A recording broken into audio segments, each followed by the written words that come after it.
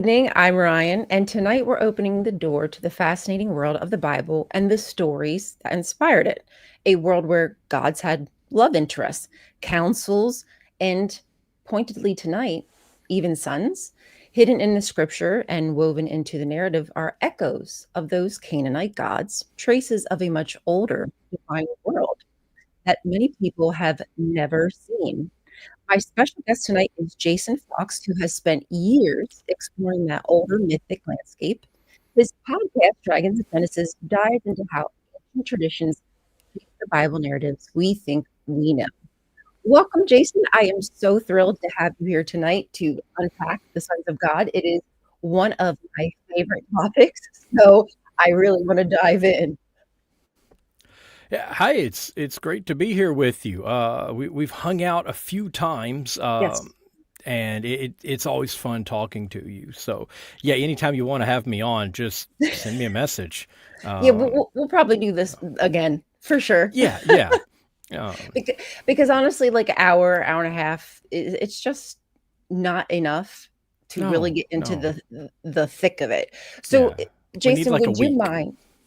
We really would need a week, or just to do a whole podcast like you've Yeah, done.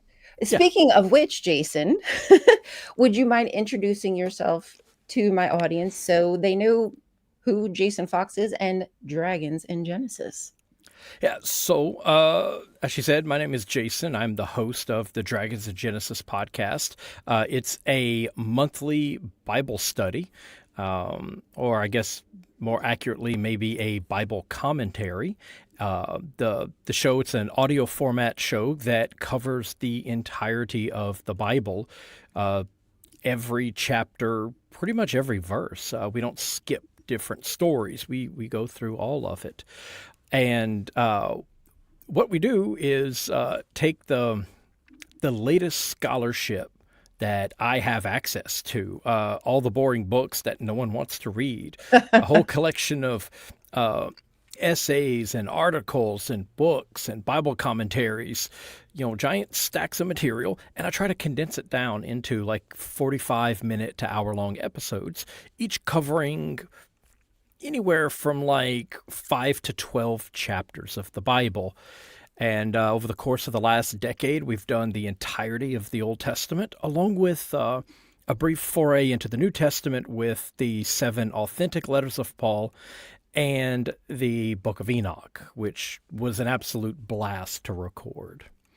And as for myself personally, um, I'm a second of 8 sons who grew up Catholic, the one true faith, and reading the Bible as a young adult completely deconverted me. I started reading it, I had questions, and as I looked for answers to these questions, it led me to basically the start of my own small, I guess, biblical studies library that has been growing ever since. And by the time I got through the Old Testament, I had completely lost my belief in deities. And That's it right. left me with the burning question of where did all this come from and how did we get it? And I've been studying that ever since. And that's been about the last 22 years, I think, 23, Wow, somewhere Jason. around there. So, Wow. So we're talking yeah. about a very detailed book by book, chapter by chapter study. So when you say Bible study, we're not talking about Jehovah's Witness Tuesday night Bible study where we read this book that gives us a gloss over over what a specific book is about. We're talking about actually reading the scripture itself and trying to find scholarship that's up to date and what it has to say. Has anything changed? Because I'm certain that probably happens quite often. Absolutely, and yeah, that's exactly what the show is. It is a chapter by chapter breakdown of the Bible and the stories it contains. We don't skip any, even like the big sections of the begats, because there are little things in there that are interesting, at least to me, and we don't inject theology into it, which sounds weird from a Bible study. But if if you're looking at a Bible study and it's from a Catholic and you're a Protestant, it's probably not going to help you. And if you're Baptist, but it comes from a Pentecostal, it's that Bible study is going to have things you don't agree with. And so Mm. what I do is I try to just take a step back from all the different belief systems and just say, this is where the story came from. This is what it says. This is what it meant to the people who wrote it, and just leave it at that. And all the different interpretations and stuff that came centuries later, that's for other shows. Mm. That's not what we're about. Yes. And then Yes. as far as things Contextualizing. change, exactly, exactly. And because of that, like about 75% of my audience is non-believers, but the other 25%, That's which a I big think is incredibly percent. high, Mhm. 25% are religious people, That's a most of large which are number. Christians, and they come to think because I'm not injecting some strange theology into it, and I'm honest about it. I'm not like the Bible burning atheist, but at the same time, I'm not the Bible thumping preacher. I'm just, Right. here's the story, here's the text. No agenda. Right. I try to leave all of that out, Right. which actually led me to completely redoing the first 14 episodes, which covered the book of Genesis, because I found that there was too much of that angry atheist in there. Mm. And that was turning off some of the religious people who were coming to the show. And I'm not trying to pander to anyone. I want my show to be useful. And those episodes weren't as useful as they could have been. So I pulled them. And I replaced the audio. So if you go back and you go to the earliest episodes, it'll have a little thing in parentheses at the end. It'll have the title. And then in parentheses, it says redo. That's the new recordings that were just done this year. And With it's, a fresh perspective. yes, new information, Right. better methods of research, better writing, drastically better audio quality, because I didn't, now I'm not recording those episodes in the Yeah. passenger seat of a Freightliner, because I was a truck driver when I started the show, and I was usually recording on the road, either in the truck or in a trucker's chapel somewhere. So yeah, I have a dedicated Gee. recording space, better equipment, everything. So So yeah, you've got to upgrade a little bit. a little bit, yeah. My girlfriend built me this recording space, so I have a dedicated sound booth for the show. That was a birthday present. Oh, that's real So love. yeah, yes, this is like one of the best presents Hmm. anyone could ever get. You know, so Useful, like something I can has you something that has utility, like those are my favorite gifts. yeah. And Abs- naturally, I'm just a practical person. Most sentimental Same. things, I'm just like, I don't know. You give me something practical, and that holds sentimental value to me. You know. I'm very similar. I especially because I like to do things. I like to be active. But okay, so Jason, I we're gonna talk about the sons of God tonight. But first, before we get there, I want to ask you a question. Okay. Well, it's not like it's that serious, but I want to know what your first thought was when you realized when you understood, like you discovered that the Bible wasn't a monotheistic book. Like what was your feeling on that? Part of me wanted to think that it was sort of like a corruption, like maybe Mm. something was lost in translation, or maybe all the way back when these books were written, that some of the people in Israel and Judah weren't they weren't writing things down the way they should have. Uh, Luckily, being raised Catholic, I didn't have the burden of thinking that the Bible was literally true. Like I learned about evolution and the Big Bang in Catholic school. So, that was just a thing, and the Bible wasn't literally true. Much of it was, it was allegory, it was myth, it was folklore. Like, I never believed in a real Adam. Um, but I had always kind of thought that the Bible was monotheistic because, well, Judaism and Christianity are monotheistic, right? So naturally their Hmm. books would be. And then I start reading it and like, let us create man in our image. Well, what's he talking about? Okay, maybe that's just the angels. But then it goes on and it's talking about, like in Job, Yahweh is sitting among the council of the gods, or Right. uh, when I really started studying these things and I was reading like different variations of the text, and I come across like the oldest copy of Deuteronomy 32, and it talks about how El Elyon is divvying up the world among all of his sons, and he gives his favorite nation to his favorite son, Yahweh. Right. And I'm like, there's a problem here. There's two gods here, Yeah, yeah. or Yeah, more, well, yeah, really. more. Because he's like, I've got all these kids. I'm giving them all their birthday presents, their Christmas presents, whatever. And this one, I like this. I like this son the best, come on, dude, you're playing favorites with your kids. But then he's like, here, you get this people, the people of Jacob. You get them. They're your Right. inheritance. And it's like, this is a problem, and I need to understand it. And it was one of those things that started to kind of, itch in my brain. And it's like, this book is not what I thought it was. There's And more it, there. yeah, and it wasn't long after that I was like, this is mythology, because I had taken mythology in high school, and I was like, this is mythology. It's just Jewish mythology. It's Hebrew mythology. It's Right. but But it's mythology. inspired by other myths that Yeah, are older than that, pulling from many different places, pulling yeah, from yeah. Egypt, The pulling from other parts in Canaan, pulling from, Sumer. It's incredible the little webs that are all connected to this one book, basically.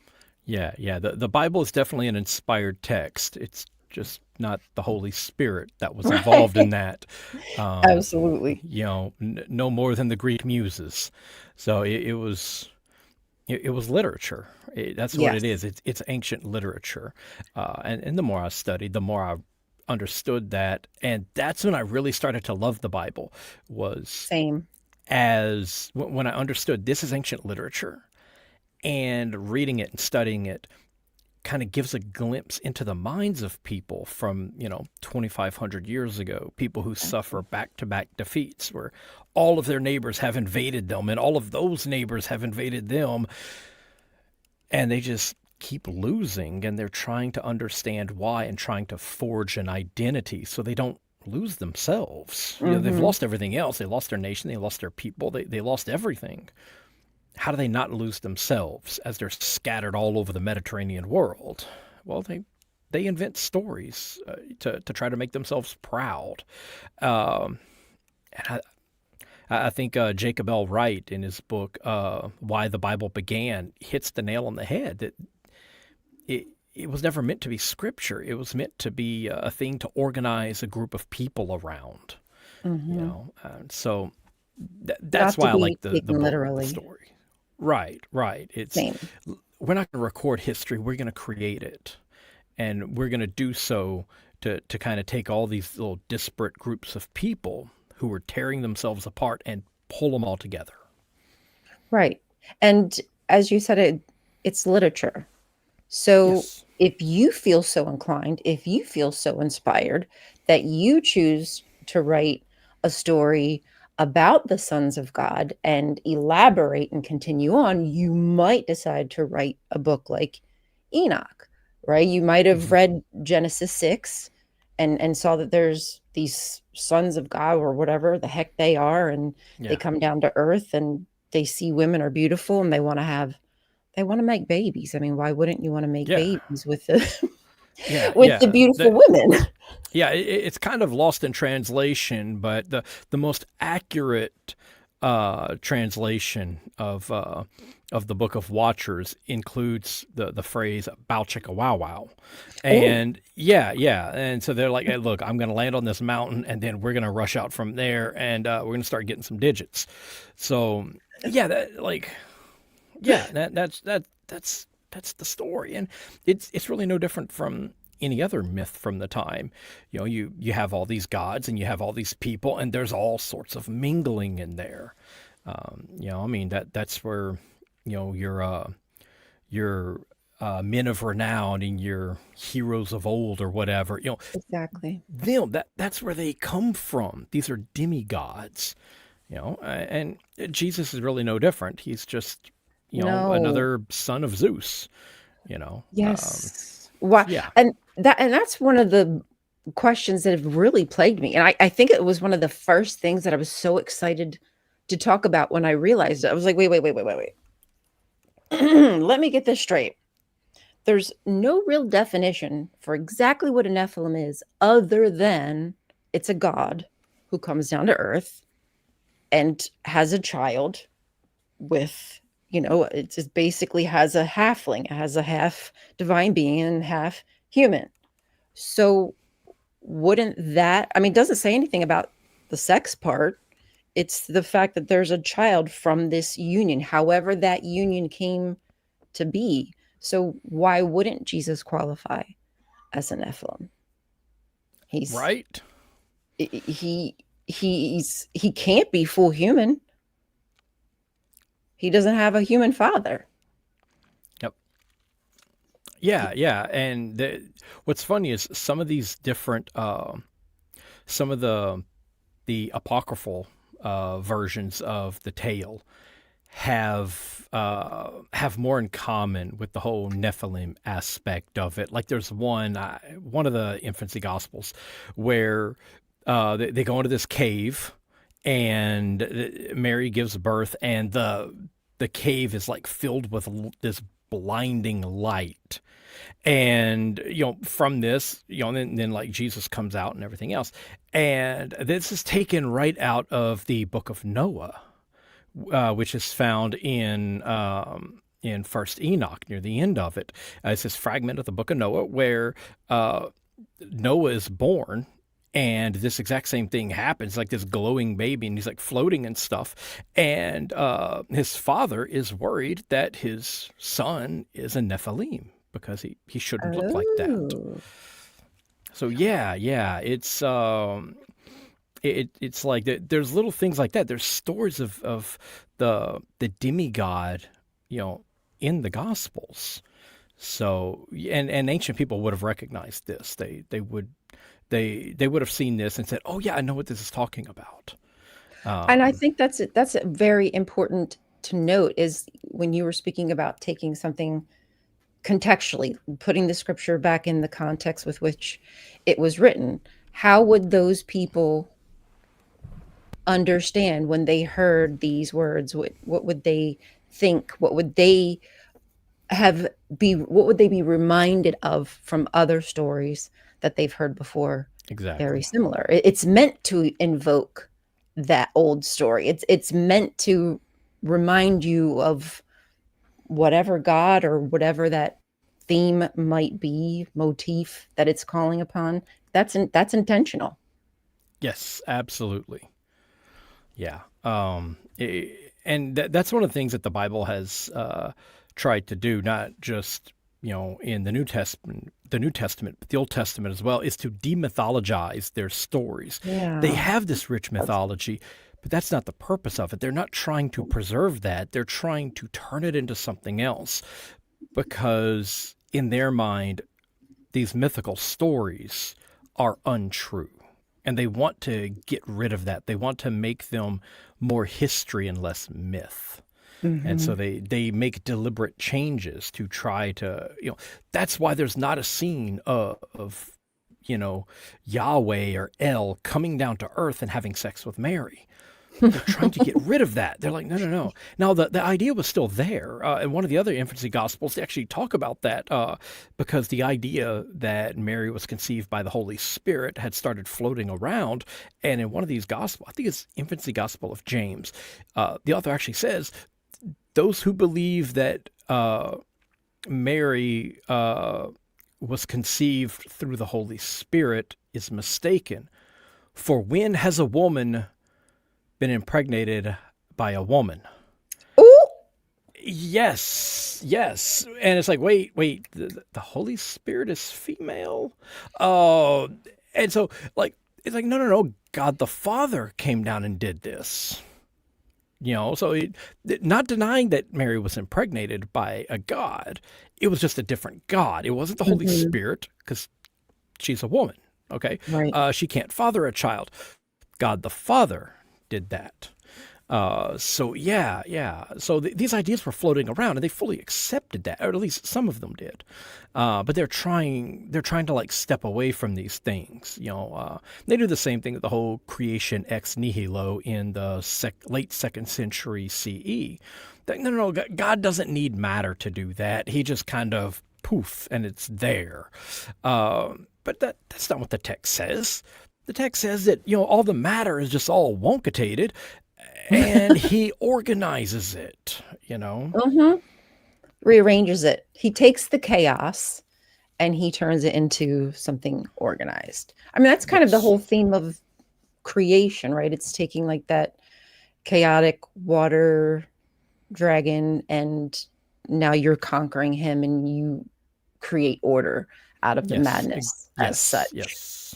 Yeah, it's pretty cool theme that we see, what is it, three-ish times in the Bible, if not maybe more, Yeah. where they talk about Canaanite gods actually are mentioned throughout the Bible, which is why I put Yam. I don't know if anybody Yam, if anyone noticed, probably not, but Yam is the one on the far right in the in the thumbnail. But I chose those four gods specifically: Baal, Hadad, Anat, Resheph, and Yam, because their names appear in the Bible. So I thought that was, I don't know, Yeah. special.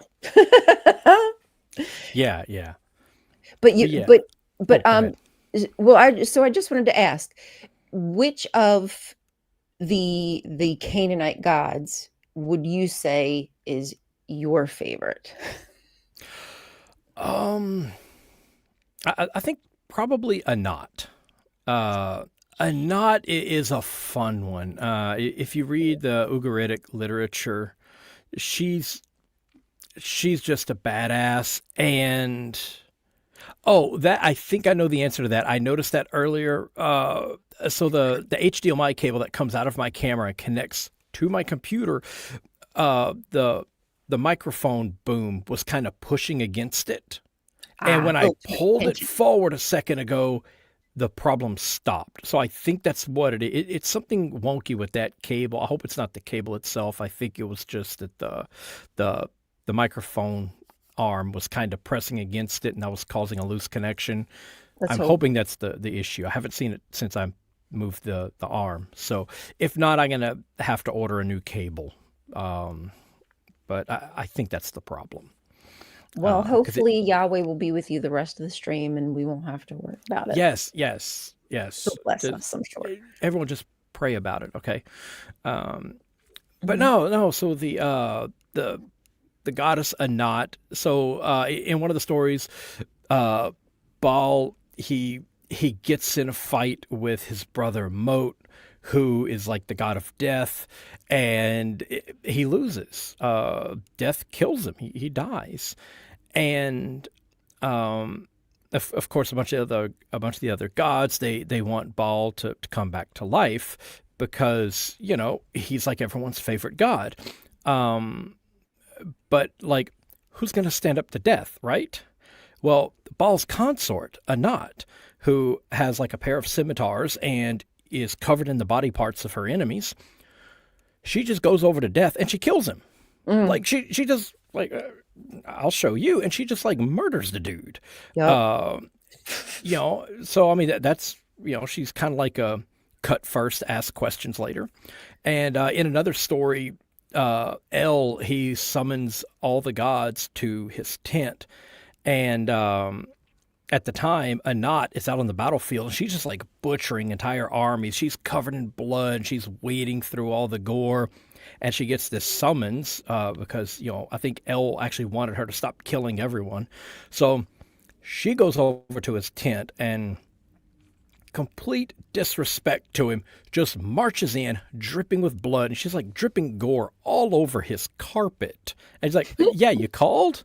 Yeah, it's just this complete nonchalance. Like she doesn't care. She's just gonna It's go and do her tenacious. thing." And I just find it endlessly entertaining to see like this warrior chick with a sword just walking into this royal tent, blood everywhere, and it's like, "Oh, you needed me? What's up?"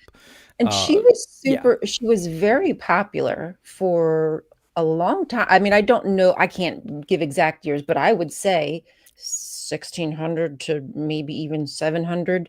She was adopted down in Egypt. There's steles with her and the pharaoh. I forget which pharaohs, but her with the pharaoh as a protector. Um, I mean, she loved Baal. I'm guessing that they're, because it's a family, so we would think, okay, they're not going to F each other. But, sometimes I guess maybe that could be how it goes. But they're brother and sister, but I do think they're also like consorts. So, yeah, yeah. so, Uh, so there's that. But when when Baal died, she was beside herself. I mean, even El was weeping. They yeah, were all weeping, and she was determined to find him. She went searching for his body. She asked for Shepash to help her, and once she finally eventually got a hold of Mott, that was it. That he was donezo. yeah, and yeah, yeah. and who kills death? No, nobody. But Yeah, she except wasn't her. afraid to. Yeah, Exactly. yeah, Which I think is what kind of why, like in the Bible, it makes mention, like Yahweh says, like he's swallowing death, like he's the one now kind of in control of yeah, death. yeah, yeah.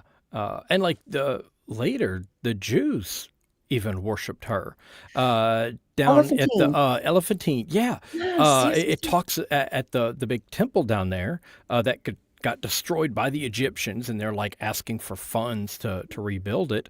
It talks about the gods, they worship down there, Anat and or Yahweh and Anat Yahu, Anat the bride of Yahweh. And so, yeah, like the Jews were worshiping the goddess Anat. Isn't that So, crazy? yeah, yeah. And And like, that's at a time when there's not supposed to be obviously other gods. There's not supposed to be other temples. So this is outside of what this monotheistic idea that we were fed exactly. all these years. Right, right. There's actually a guy, uh, Jonathan Adler, who has done some great archaeological work to kind of show that the widespread adoption of this sort of like Jewish law code is much, much later. Like it doesn't actually pop up until like the mid second century BC. People are still eating all sorts of non-kosher foods up to that point.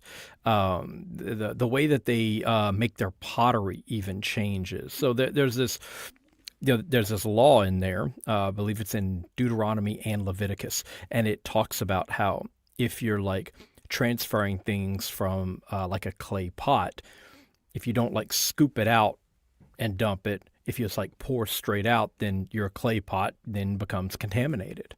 Mm. So when these laws go into effect, what do? They start making their pots out of stone because it doesn't Boom. say anything about a stone pot. It says a clay pot. And so You if they're find a storing way olive around it. oil and stuff, they're like, oh, we'll try to store these things in one made out of stone because then it apparently doesn't become contaminated. God said so. You think the creator of the universe would have forgotten to mention that? No. Duh. He specifically says the clay ones. And these things don't start showing up until the mid second century. And it's tons of other things like that. Like they still have all of these other temples all over the place. Um, there's just a wide variety of things. It's not just like one little bit of evidence. It's everything. Like before the mid second century, it looks vastly different. And then suddenly, it's as if everyone is adopting this, that like signs of this Levitical law begin showing up all over the area. But a few decades before that, there's almost no sign of it at all. So like that's not to Because say it that wasn't it meant didn't. for everybody. Right, and it's like it's not to say that these stories didn't exist. It's just the widespread adoption of these things does not seem to have occurred until Right. like there's just no good evidence that it did. And so yeah, like there you've got people, all these theophoric names associated with all these different deities. Isis, Inanna, Shamash, Mordecai. Anat, yeah, Marduk, uh, and that's everywhere. You've got all these other temples, you've got shrines, you've got sacrifices, you've got all these different things, and then all of a sudden it stops. So yeah, it looks like Judaism may have been something that was pretty much like the adoption of these things was something that may have just been for a certain caste of people, just the priests, and maybe just a small Right. set of priests, and the majority of them did not adhere to these things, which I find that whole thing really fascinating. Same, especially considering people nowadays take it so literally.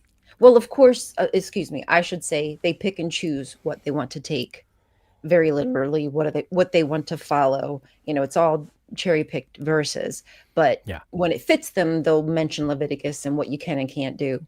But then when they choose to mix their linen with wool or what have you, it's not a problem. That's yeah, their choice. They're allowed to do that. They're not under any kind of Mosaic law, except for yeah, when they need to pull on the Mosaic. Like, yeah, yeah. oh, pick one, would you? That's really annoying. Yeah, yeah, they're totally against gay people, but they'll have like tattoos and shirts made of mixed fabric and eat bacon wrapped shrimp. That's totally fine. Who are So you to yeah, say which one is which? Like, rule breaking is worse than the other? Like, yeah, give me a yeah, break. If they're none of them are supposed to be done, then don't do them. And or if you yeah, don't follow yeah, them, then stop putting them in our schools. yeah. And they're like cutting their grass on Sunday. It's like, dude, I'm supposed to take you out to the edge of the village and hit you with rocks. Come on, dude. Well, shouldn't we actually be mad at them that they're not doing it Friday to Saturday? I mean, they've Right? they've screwed that one up as well. Like, my goodness, what haven't they changed? Like, nothing is really Yeah, original. Truly, truly not the way that I was raised to believe. Like, I believe that these scriptures went back to, before 1000 BCE. Like, I thought some of this stuff was like 4000, 3000 BC, with yeah. Noah and whatnot. And it wasn't until I guess maybe 4-ish 5 years ago when I started reading that I found out that the there wasn't this wide, well-known book called the Torah that Yeah, people followed, to the letter of the law. No, that yeah. didn't happen. I mean, even with the Septuagint, when that was finally translated, similar time frame around the same time, many people have no idea what was in these scriptures until obviously much later, and we start interpreting and creating other stories to now go with it and back up our, I don't know, preconceived notions about what the Bible really says. Yeah. But even still knowing that, as you said, I still find the Bible fascinating. I enjoy the stories for what they are instead of what I thought they were. Now I just think they're cool because they do give us a little inside scoop, little window into the Hmm. soul of people living at the time, what was important to them. Right, right. And these people were not monotheistic. No. Like it's very difficult to make a case that the Old Testament is monotheistic. Uh, it's just kind of not. Like there's like a couple of passages where it seems like it's going in that direction. And you could point to it and say, okay, this one passage in this one, like in Second Isaiah, you've got an instance where it seems okay, Yahweh is like the only God. Um, but those are the exception, not the rule. I mean, Oh, like God exception. is frequently going out and like fighting other gods. Like he's getting in fights with Marduk. He's, in Exodus, he's going to go and make an example of all of the Egyptian gods. What? And then you've got El, head of the Canaanite pantheon. You've also got Yahweh, who is on at least two occasions used interchangeably with the name Baal. In I believe it's Second Samuel That's it. and in Hosea. Oof. They're fighting this big battle at this one little river crossing, and they say the name of the battle is the name of this site is now called Baal Perazim That's because it right. means Yahweh broke through, and it's like, I wait, don't think that's you just said like Yahweh and Baal. You're just using those as the same thing, you know. And then you've got another one in like Hosea 2 something maybe, where he's talking about this, talking about the people, and he's like, and on this day you will no longer call me Baal, but you will call me my Lord, or something like that. And it's like, yeah, whoa, whoa, whoa, whoa, whoa. And like, he's not saying you're gonna stop worshiping Baal and start worshiping me. He's saying, in your worship, you will stop using the old name and start using the new one. right. And it's like, that's Something's a weird there. distinction that I feel needs to be made. Uh, and the reason that I feel that way is because so many Jewish and Christian commentators have struggled to try to find a believable explanation for that phrase. And then, of course, you just look at like he's the rider on the clouds, or he hurls lightning bolts and he shoots these arrows of lightning at his enemies. These are exact phrases that come from the stories of Baal. These are his Right. titles. He's even depicted the same way.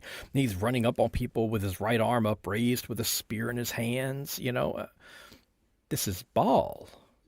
I recently Yeah. discovered, I don't know if you might already know it, finding translations of the ball cycle tablets, like updated, is very difficult. Allegedly, there's going to be a new one coming out from Mark Smith, like a third Oh. translation. So yes, because they have two out right now.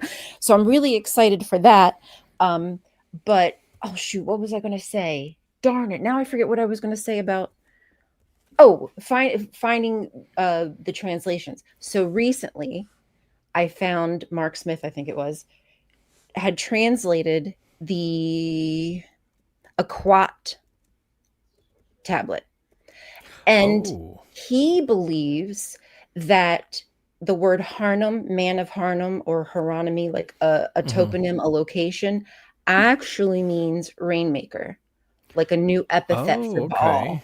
And he explained why, the root word means yada yada do, but it's basically like to pour out. So he believes that it meant that Danelle was, a follower of the rainmaker Baal Hadad. Yes. So that to me was like, I was like, oh my god, is that like something new that nobody else knows? And that was like from 2012. So I'm super duper late to the game, super late to the game. But I'm so eager to learn more about those tablets because some are so broken and decrepit and they're continuing to decay.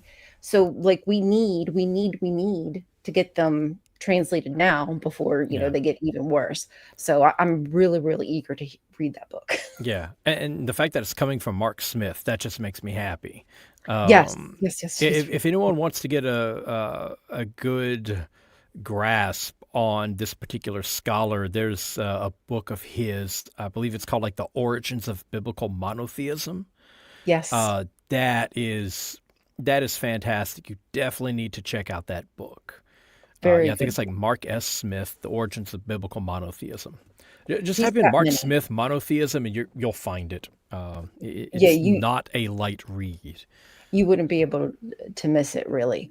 Um, so so when it comes to the sons of God, we already discussed. So they show up in Genesis with coming down to earth, banging the women, having babies. They show up in Job. There's Hmm. a divine council. They come before Yahweh. Satan's there. So Hmm. how do you feel about the fact that these sons of God, along comes Satan with them in a I mean, I don't know where God, Yahweh, is at that time, but wherever he is, Satan is there too. Yeah, yeah, Whether that's his temple, his residence, wherever that might be, he there too. yeah. And when he shows up in here, um, and so when there's some that people, if you're looking at the story of Job, really need to understand when Satan shows up in the story of Job. It's not the way you remember it from Sunday school, where Satan is going to do all this horrible stuff and he's kind of butting heads with Yahweh. No, that's not it.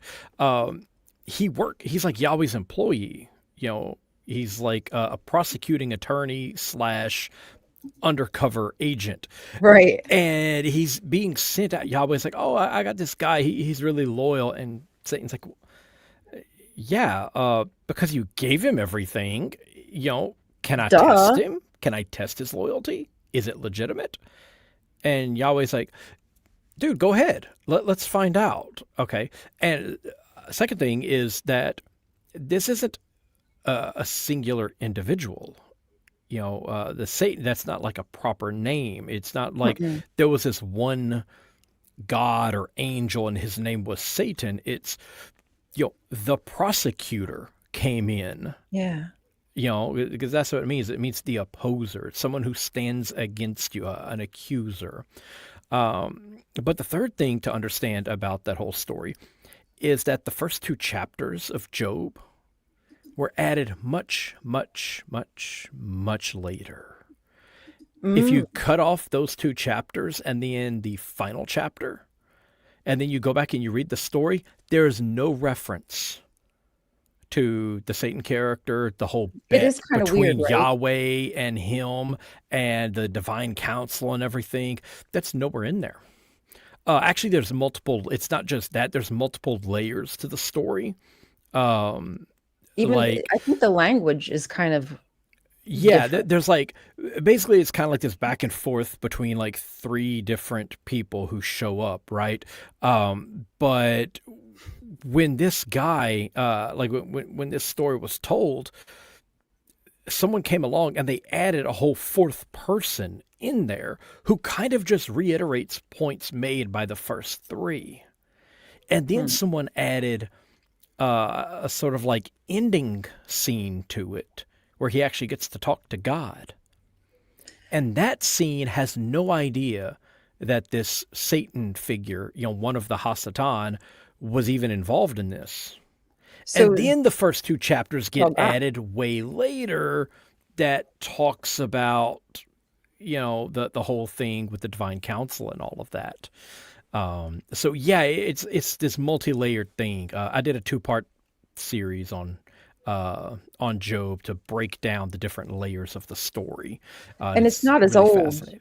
It's nowhere near as old as No, people. no, I mean, it might be drawing for sure, drawing on older narratives, I would think, yeah, but yeah, in written form, not as yeah. old. Job was probably kind of like Daniel. You know, he was probably like an older heroic figure of some Yeah, sort, but the whole kind of thing tight. is written in a style of this sort of like uh, Greek dialogue where these two people Hmm. are, you know, going back and forth, you know, making their different points and countering one another and stuff like that. This is not a super ancient story. It was influenced, and it wasn't even Jewish. Um, Yeah, like it doesn't look like this was isn't it kind of written Persianish in Judah, um, ideas? but like outside of there. So yeah, I cover all this in the thing. I don't want to get too bogged So down on it, basically, but go watch is what Jason's trying to yeah, say. yeah. Go Find the listen. Job episodes. I kind of do it more in like a sort of chronological order. I take the oldest chapters of the story and I cover those, and then I go and like add on layer by layer. Oh, So you I can love that. see how the story grows with the telling. I'm gonna have to go listen to that. But what's intriguing about that to me is the fact that that would have been, written down later, and even so, still talks about the sons of God. Like, we're told, Yeah.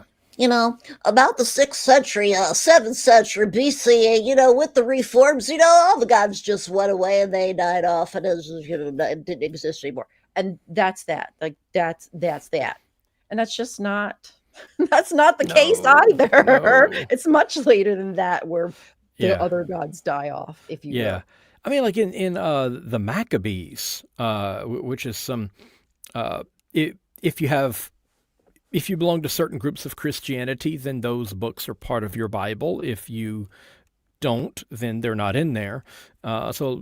Catholics and a lot of the Orthodox denominations have these books. And these are books about wars that went on in the 2nd century BC. And they actually complain about Jewish soldiers wearing little talismans to other gods. Oh, And so, like, they're like, hmm, look, okay. we need to stop doing this, and just worship Yahweh. And so, like, this is a widespread thing. We don't know exactly how widespread, but it was widespread enough that they're yakking about it. They talk about how like in the book of Judges, Samson, he comes along and he destroys the temple of Dagon in the city of Ashdod, right? And that's when he dies. Um, well, it was a siege conducted by John Hyrcanus in like 160 BC that destroyed that temple. Like there's the temple of Really? Dagon in Ashdod, 200 Wow. years before Christianity. Like they were still worshiping Dagon. And This and is the stuff I it need to wasn't. It doesn't even know. seem like this is a deliberate thing that he did. It Wow. was just like aftermath. Like it was a side effect. It was collateral damage. They didn't have very good guidance systems on their bombs back then. And Same yeah, they thing accidentally happened for blew it bombs. up. Like it got burned down. So yeah, like these things were still fairly common. So It's not the history Jewish we were told. monotheism is much later. Like people may have been arguing for that, you know, Sure. 5, 6, 7th century BCE, but it wasn't the practice. Certainly not Wasn't the the common norm. practice. So you may have had Wow. little groups here and there who are like, no, we How only would you, worship Jason? Yahweh. How, But you know, if you were living back then, right? And you can't read, I mean, you would have to be going to the temple all the freaking time to be hearing all this stuff, to know what you got to do, to understand what, right? Like if we're being told the information as it actually happened, who would be able to be educated like that? The person out in the wilderness, in the boondocks. It's just not possible. They've got their own little, probably like the teraphim, little idols, things of yeah, that nature that they use in their worship. The little travel temples, nous, I think they're called. yeah, That's your what little they, to-go gods. yeah, Yeah, they to go, sell them next to God. the travel toothpaste in Walmart. Yeah, you get Go your go little to Walgreens. You McDonald's, can pick them up. your little toys, your to go McDonald's Yeah, toy. That's I exactly keep right. mine in a Transformers lunchbox. Oh, Yeah, Transformer. yeah, Strawberry shortcake. you Those were know, the days, yeah, lunchbox days. uh, That was definitely a sidetrack right there. yeah, Um, yeah. oh, I guess that's where the Metatron came from because he's definitely a Transformer. you know? Metatron, like such a cool Yeah, name yeah. too. Optimus Prime versus Metatron. You know, It, that's right, that's right? that really is a dope name. I'm surprised that like Yeah, more kids aren't running around here named Metatron. yeah. I'm upset that Justin Sledge on Esoterica did an entire video about the Metatron without a single Transformers reference. Really? That seems Yeah, unlike him. That yeah. really seems And not I'm like like, dude, I'm gonna unsubscribe. Like, are you kidding? This is blasphemy. screw you, Justin. Gee, Like, I had douche to go mug. pray after that. How dare you take the Yeah. perfect opportunity? I mean, gosh. Um, okay, so is there anything, okay, we're getting close to 1 hour, and I don't want to keep you here longer than, you've got stuff, you've got a little dingo. I don't want the Yeah, dingo I've got a to, dingo somewhere. She you've got a she dingo. she poked my hand a second ago and then ran off again.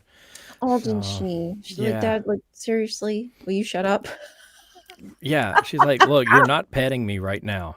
Come I'm on. kind of tired of you, Dad. Well, actually, okay, what I love to hear from other people who are like me and kind of out there fighting apologetics to the best of our ability, I should say. I'm just a little nobody doing my little deep dives and, you know, enlightening people as I can.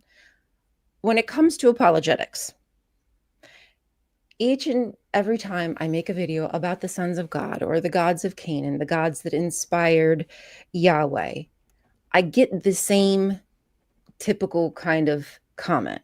Well, the Bible says that you're not supposed to worship other gods. So, it's just because they did wrong. That's why. That's why those gods are there. How do you combat that? Because we have such a plethora of archaeology that is kind of given us an insight into the actual the real history of Canaan and the other gods. So it's not monotheism. So when you get those really weird, stupid apologetic arguments, what do you say to that? What is your argument about there's only one God, Jason? How dare you? There's only one God. Yeah. One of the thing, luckily, my listeners usually aren't like that.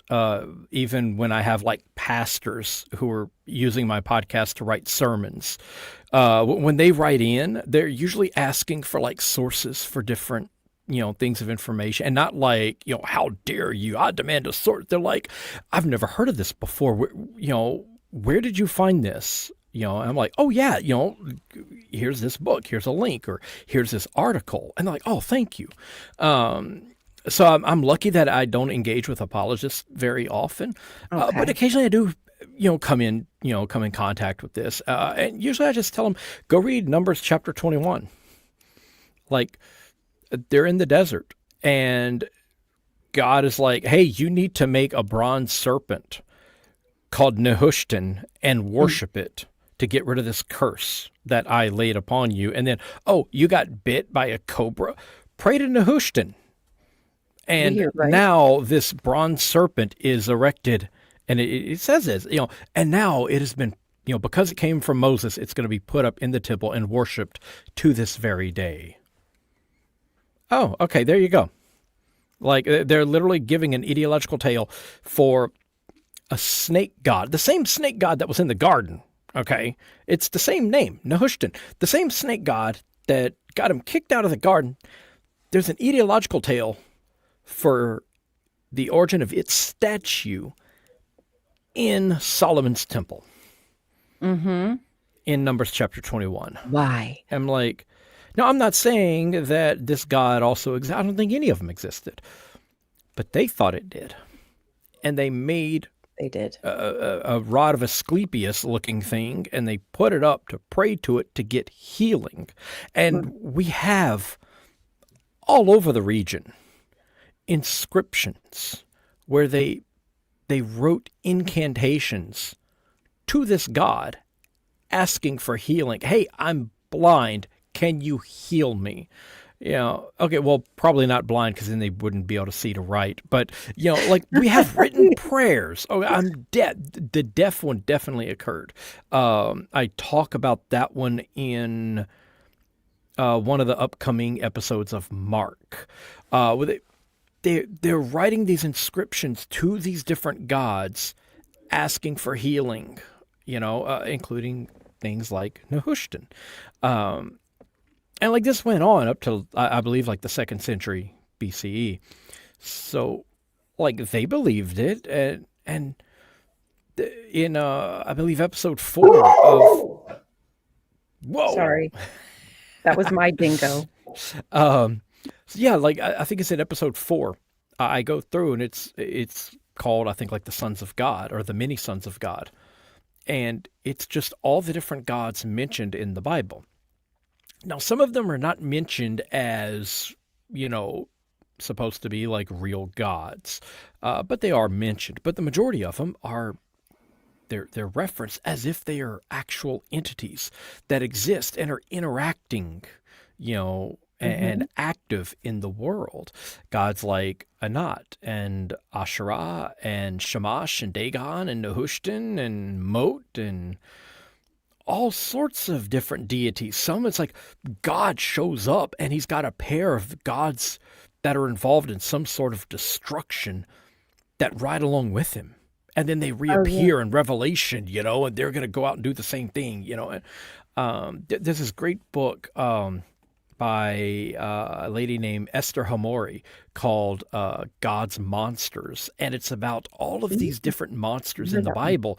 And many of them are gods of destruction that are sent out. They're like his hitmen.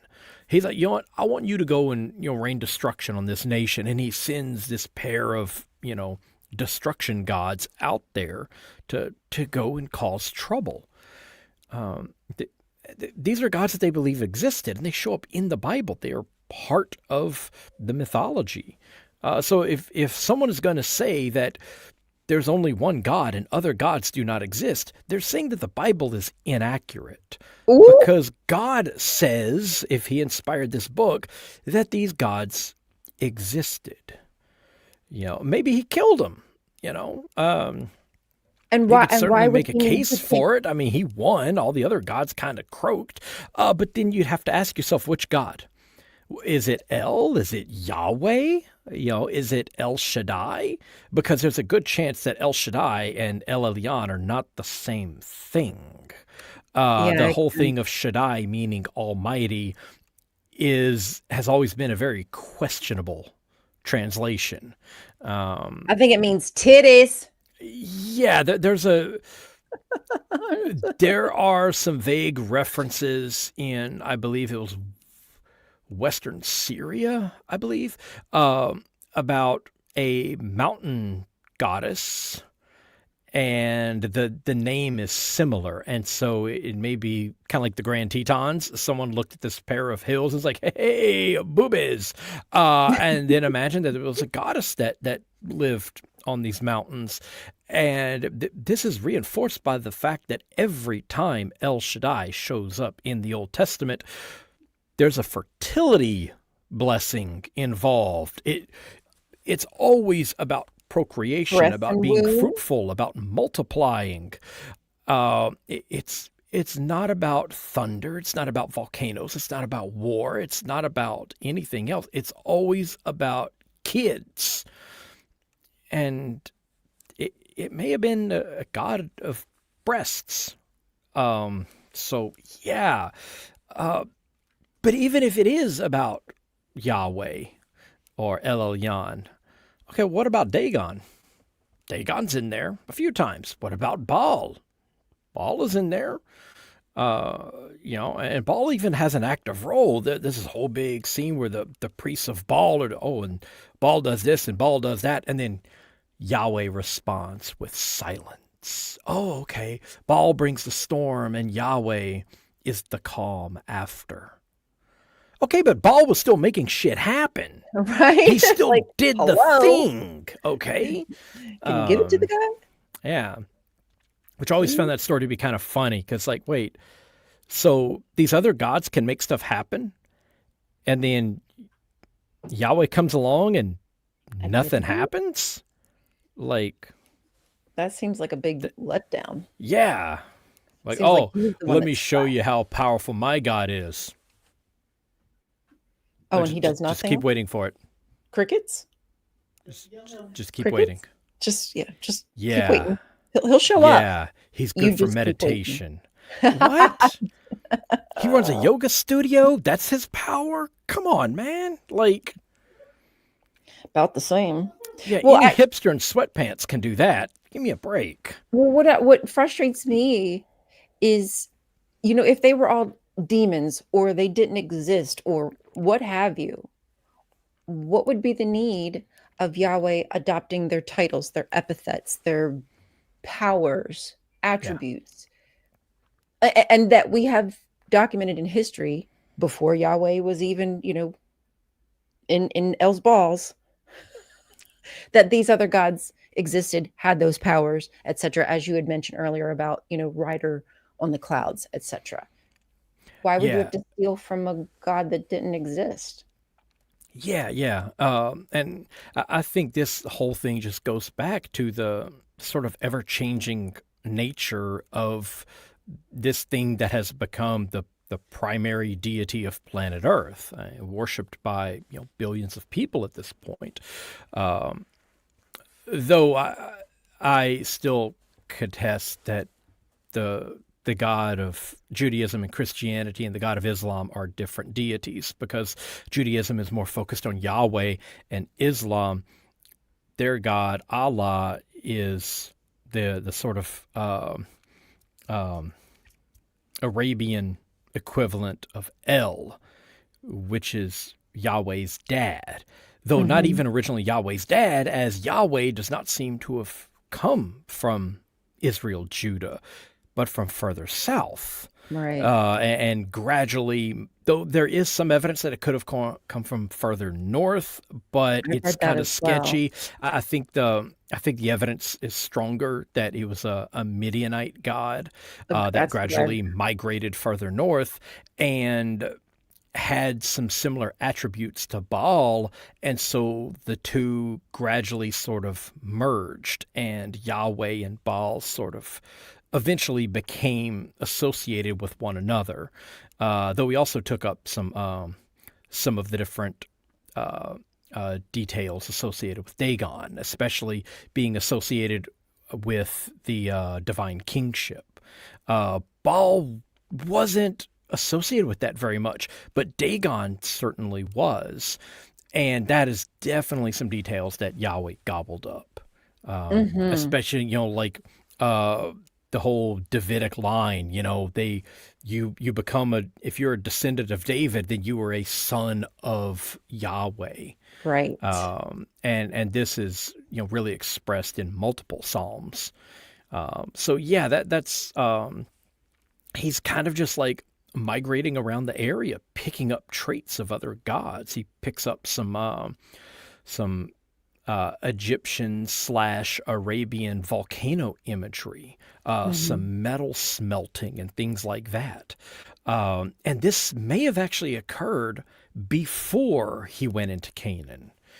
There Wonder. is some evidence that this is like some late Bronze Age stuff there before he Especially really the shows up in metallurgy Canaan. stuff kind of Yeah, makes yeah, makes sense, right? yeah. That there's some mining and smelting stuff going on over in like the Midian Valley, in some of these little Egyptian settlements over there, and some worship peculiar to that area becomes prominent in early Mm. Yahwism.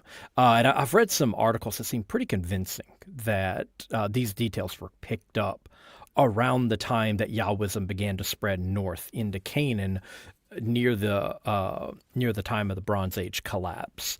Unfortunately, because of the subsequent Dark Age, we have virtually no writing, so we really don't No. know what happened after about um, 1180 BCE.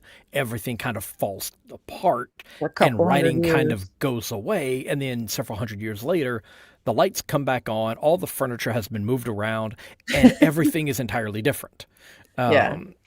but the pieces fit.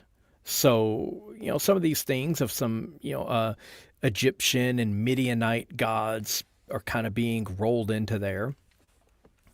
So yeah, it's curious.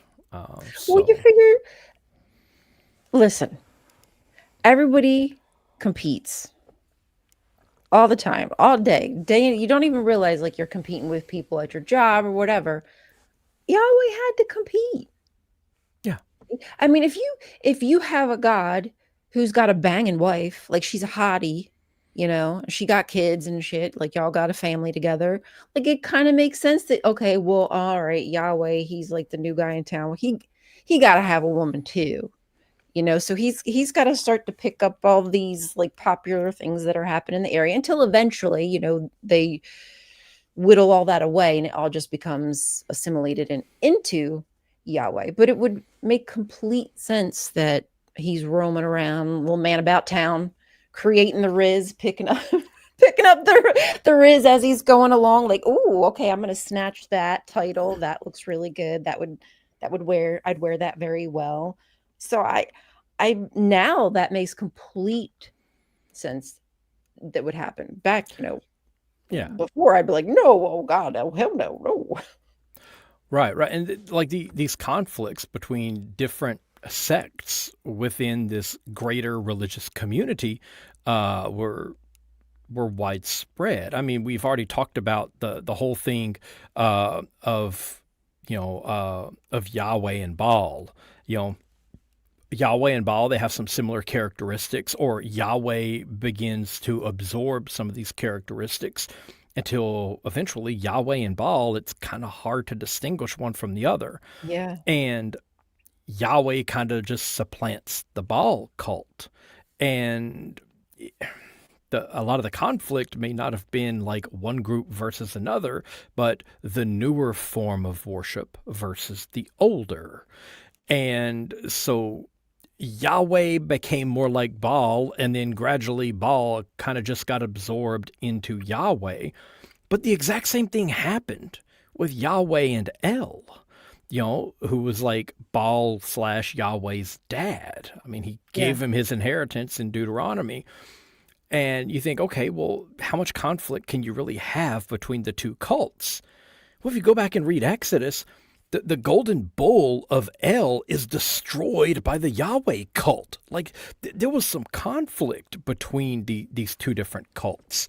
And so the Yahweh cult and the El cult, they did not like one another at certain points in history. And these rival priesthoods, made that apparent. But Mhm. then gradually they kind of smooth things out and, oh, look, let's harmonize. El and Yahweh are the same God. We'll just call him Yahweh El, Lord God. And eventually, Yahweh kind of just ascends to the highest point, becomes El, adopts Mhm. his different attributes, and even takes El's wife, Asherah, because originally his wife was Anat, the daughter, one of the Oh, daughters of El. And then gradually, Yahweh becomes El, it becomes Yahweh El. And now he's hooked up with Asherah, his mom. That's a little awkward. keep it in And the family. then it's like, oh no no no, El and Yahweh. You have these times. Oh well, Abraham, Isaac, and Jacob. They never knew me by the name Right, of that Yahweh. name. They knew me by the name of El. And then, of course, you have a redactor coming in Genesis saying, oh, well, I'm the God Yahweh. That's me. And it's like, well, hang on. I thought in Exodus you said that those earlier dudes didn't know about you by that name, right? Because one editor didn't know that another editor was doing the exact same thing, trying to harmonize these things and make these two gods appear as one. And so he takes on attributes of Baal, of Dagon, of El, of Shamash. I mean, like the menorah. You got this candle that spreads its light to all the other candles to symbolize the spreading of the light of Yahweh across the world, and it's called the Shamash candle, the sun god that Samson is based on. Right. And like they demonize the worship of Shamash, but they also say that like the light of the world is Shamash. And so yeah, it's he's absorbing all of these things as they basically just take these different stories and make them part of the same cult. I mean, and it just continues on like into the New Testament. Oh, look, you worship Dionysus? Yeah, that's just Jesus. Look, they both turn shit Yeah. into wine. It's cool, you It's know. But it's all don't have gravy. orgies. You're not supposed to do that. Um, But that was the fun part yeah, of the yeah. Dionysus stories. Only some of the Christians did, and when you read about their practices concerning communion, you're like, oh, that was a very different Oh, form of Christianity. oh, I need to read up. Yeah, th- basically that there were some sects of Christianity that would have like their church service. Clothing was not included, um, and they had some. Um, it wasn't bread and wine that you consumed at these worship services. Um, yeah. So go read up on that. Yeah. So Sounds some of the delicious. different times of kinds of Christianity were quite different. So, uh, but yeah, Not the they just did the Christianity we same know. thing, and this continued on, into the later Christian period. They go and they encounter the Buddhist, and they're like, "Oh, you've got this guy named Buddha." Yeah, yeah, and he was like this wealthy prince, and then he renounced everything, and he became, this like religious leader, and yeah, we've got that same guy. We have a different name. His name is Jehoshaphat. It's Saint Jehoshaphat, and all they do is they just show up and rename somebody as something else and Right. claim that it was a saint. You know, um, It's that easy. yeah, yeah. When you're writing literature, it don't, and you're not writing history, or at least accurate history, you can write whatever you want Yeah. Like as long as it's a entertaining. significant portion of the Catholic saints were just pagan gods or heroes of folklore. Uh, like the stories of Saint Columbus, the patron saint of travel. It's a retelling of Jason and the Argonauts. Oh, for realsies? Yeah. Oh, damn. Which actually that I'm named after him. My mom said it's because she liked the story. I think it's because she just had the hots for that particular actor. She Oh, loved that movie, and I love watching because like the stop motion skeleton battle that was awesome. Um, now I wonder if I've seen that. oh, if Jason. you definitely got to It's watch super it. old. I'm guessing it's Yeah, very yeah, old. it's an awesome movie. Definitely check it out. It's fun. Okay, well, I'll put that on my list to Yeah, watch. yeah, Tons of things that I'll probably never get to. I'll never be able to get to in my yeah, lifetime with all the books I want to read and videos I need to watch. yeah. I'm lucky in that one of the like my autistic superpower is that like all the information from all my senses gets in all of the time, and I found that it allows me to absorb so much information over a very short amount of time. So Oh, I can put in one earbud connected to my phone and listen to like a lecture series and have another earbud connected to my laptop that's like an educational video, and I can read a book, oh my gosh. and I can take notes in three different notebooks simultaneously. And I'm like, I hit play on both things, and I'm bouncing from one notebook to another, jotting down notes. And so Gosh. I can study three completely separate topics simultaneously. Or I can like watch a movie while listening to an audio book while reading another book, and I'm taking Sheesh. notes on both of them. And only periodically do I have to pause any of them. So yeah, I can get like 3 hours of research done in like about 65 to 70 minutes. Well, I So imagine if you're yeah, doing such detailed podcast, and deep dives into the scriptures, you almost kind of have to be able to move fast. Yeah, Otherwise, it's, yeah. probably be another 100 years before you complete the entire Right, Bible. right. So yeah, Thank goodness that you download it. then again, I think if I wasn't autistic, I would have never started this project. Um, I mean, I don't think anyone's gonna decide to do um, a detailed Bible commentary on their own with zero assistance for no pay for no reason, Right. unless it just happens to be your special interest and you don't have a choice. So yeah. Eh, I mean, yeah, I don't make shit for anything that I do, other than the $10 that Dan D sent. Hold on, let me pull that up. Hold on, scrolling. Oh, you got a super chat? Yeah. Dan D, thank you so much for your support. Okay, so Dan D is reminding me, scroll, to read Deviant Outcast's comment about Anat because Oh, you are oh gosh, I know Egyptologist. Is that what it is? Deviant Outcast? I apologize. So number one, yes, she seems to have been imported at the end of the Middle Kingdom, circa 2040, 1640 BCE, but was especially favored by the Hyksos, Hyksos. excuse me, in the second intermediate period between Middle and New Kingdom, and was worshipped Lower Egypt, i.e., the Delta region. She was associated with Hathor as Anat Hathor, which off the top of my head is interesting, as Anat was a warrior goddess, while Hathor is known to most people today as the goddess of love. But that was just one of her forms through her long career as one of Egypt's primary goddesses. Hathor also related to Sekhmet, who, as we know, is a goddess of war and protection. Thank you for that, Deviant Outcast. More detail that I had not realized about. Oh no, I gotta go back up there, you ding dong. I gotta click off that. Shoot. There we go. Sorry, guys. um, yeah, I mean, of course, as a woman, I love. Oh, thank you kindly, JM. Welcome. I love Annette.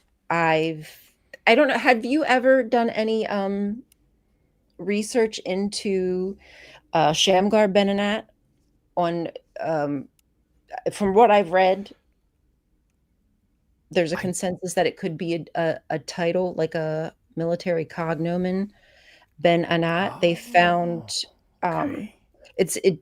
at least two or three arrowheads and spearhead, as well as a bowl with Ben Mm, Anat on it.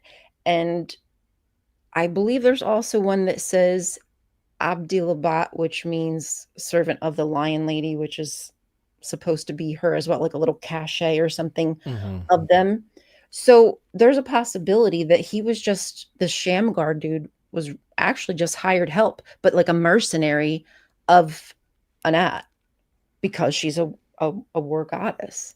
I've just been so fascinated with trying to find all the information I can about it. I mean, there's really not that much other than the guesses that they have. Yeah.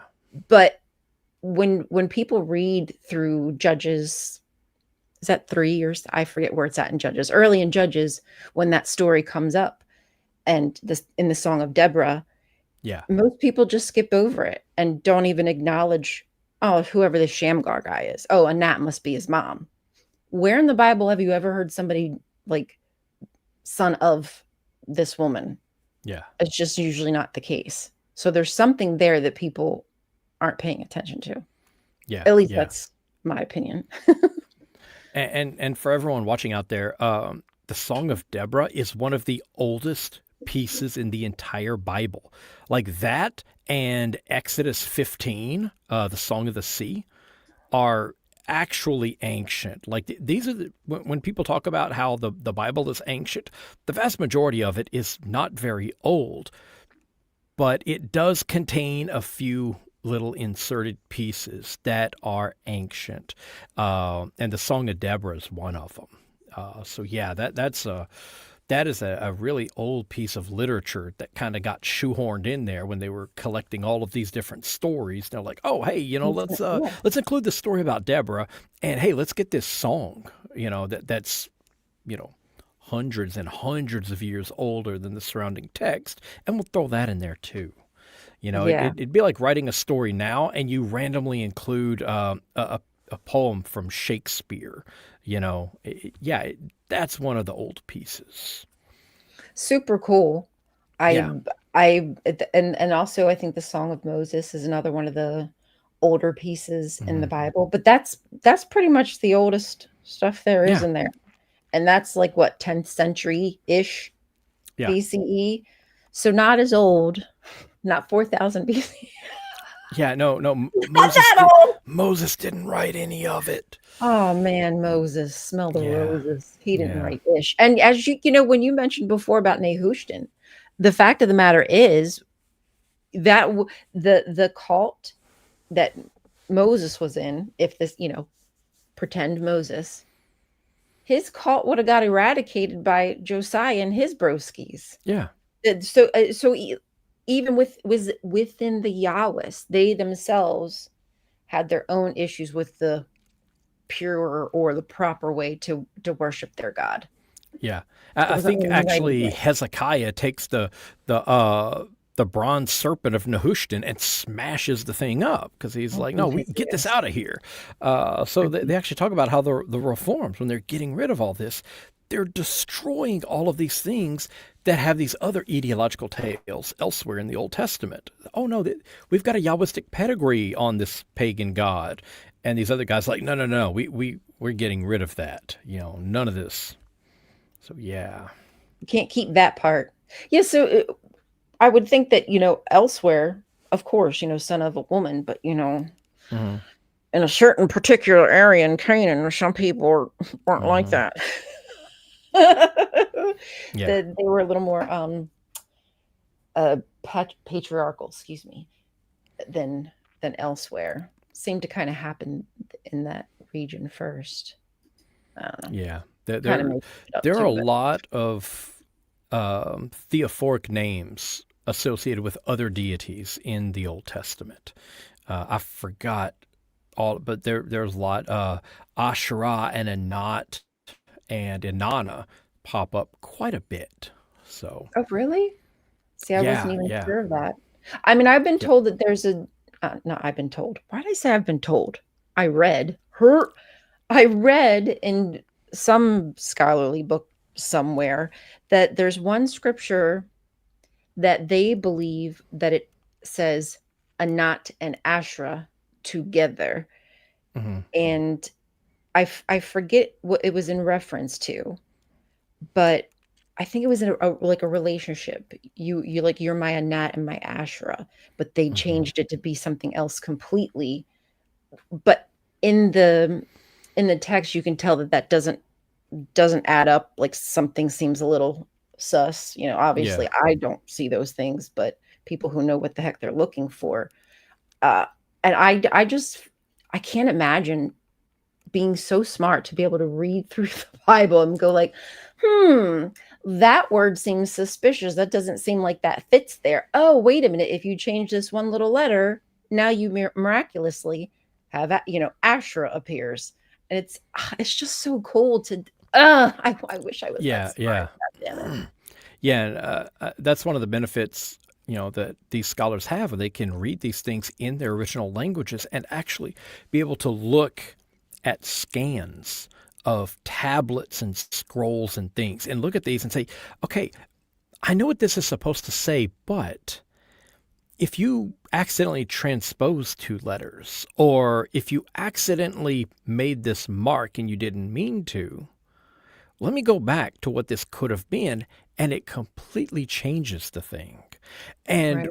you know and some of these things, like, you'll find these little, tiny little mistakes or changes, and if you undo that and you suppose maybe this is a mistake, let's go back to what it might have been, and then suddenly it makes more sense.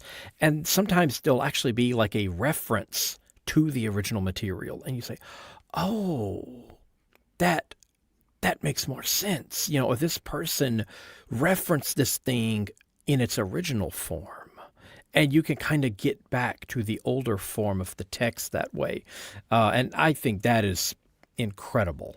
Yeah, it's when you like find things like archaeology in that. the scriptures. Like, we're not out there in the Yes, field yes, digging.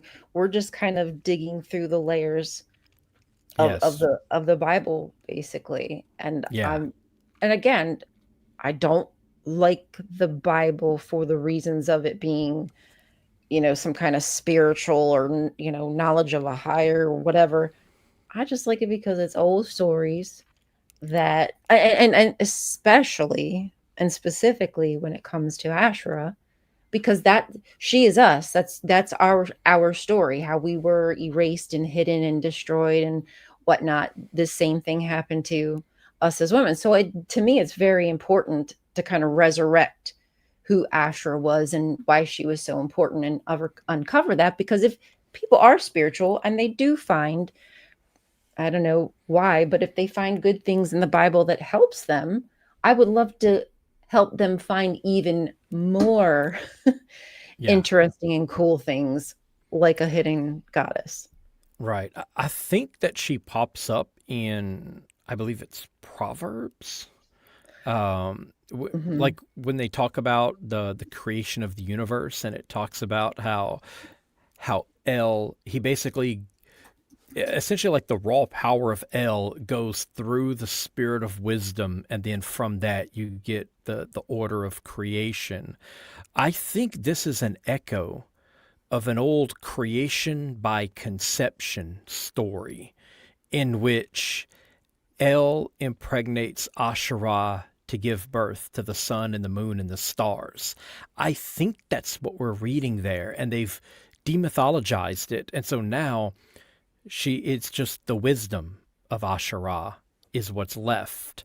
And she basically takes the the raw force of El's creative power and gives focus to it, and that's how you get the known universe. I think that's what we're seeing there, and I I feel like that discuss was that likely. as sort of like my own little pet theory, and I give the caveat like, look, you may not find this in serious commentaries. It's just my own little Right. harebrained idea, so take it with a grain of salt. Um, but I think that's what that is, because like we have Well, other references, and the spirit of wisdom is always referred to in the feminine. And yes. there are so many parallels between the spirit of wisdom and the Ugaritic literature concerning Asherah. It makes sense that that's what this is. And so I think that's El and Asherah had a bunch of babies, and it's the sun and the moon and the stars. It's everything else, and Yeah. that has countless parallels throughout the world, of like a sky god and then some sort of mother goddess, and they create everything else. So Right. I And think the Jews had the same thing. and that would track, considering in Ugaritic there was the Shahar and Shalim episode where El and his big old schlong sees Asherah, and I don't know if it's a maiden, whatever, but he sees Asherah and he's like, listen, if you want me to be your husband, all you got to do is cry out, husband, husband, and we're going to get it on. And she's like, yeah, husband, husband. His not little, his big old schlong, and then he shoots it up into the sky and it kills a bird, and then he roasts the bird and they eat together and they kiss. And in kissing, she becomes pregnant and eventually she gives Kissing. birth. Yeah, right. They use euphemisms. Even back then, they used Yeah. euphemisms for sexual encounters. But she conceived and had the Shahar, Shalim, dawn and dusk, and Shemayim, the heavens, and all that it contained.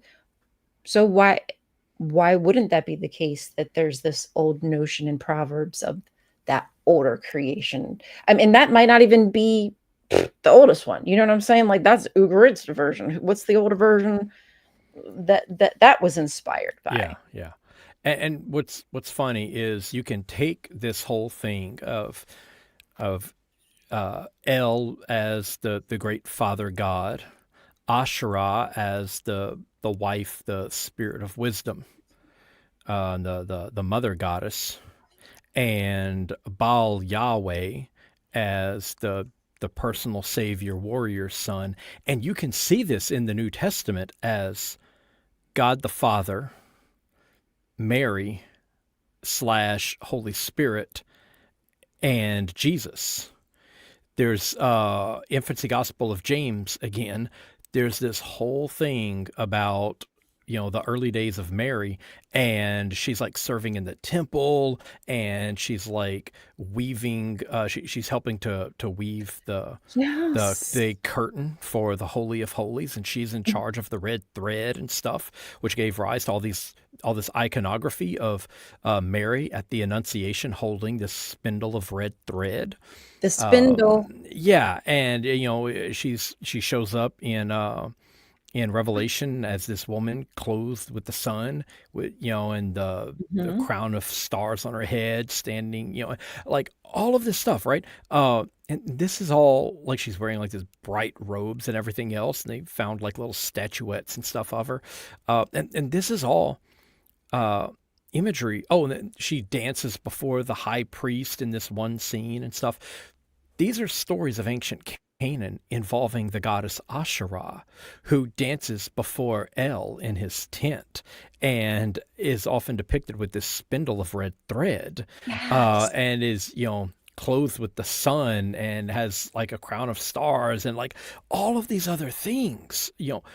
This is Asherah, Right. and who has Similar become imagery, symbolism. the spirit of wisdom in the Old Testament, or the Holy Spirit in the New Testament, and is personified as Mary, the consort of El, the sky god, who gives birth to their favorite son, Yahweh, Right? who's the savior. And Yahweh saves is Jesus. You know, so yeah, like the Trinity uh, is like three of the most important Canaanite gods: El, Asherah, and Baal Yahweh.